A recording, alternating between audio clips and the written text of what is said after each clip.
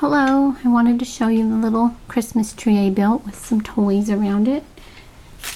The tree is actually this set 10069. It's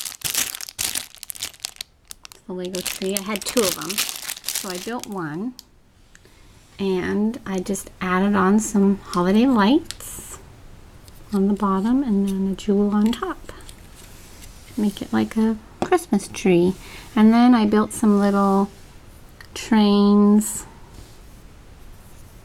a couple little trains, different colors. For like toys, I built a little excavator.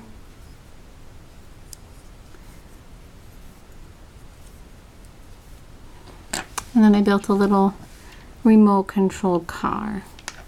So that's just a little Christmas holiday scene that I just built myself. Thanks for watching.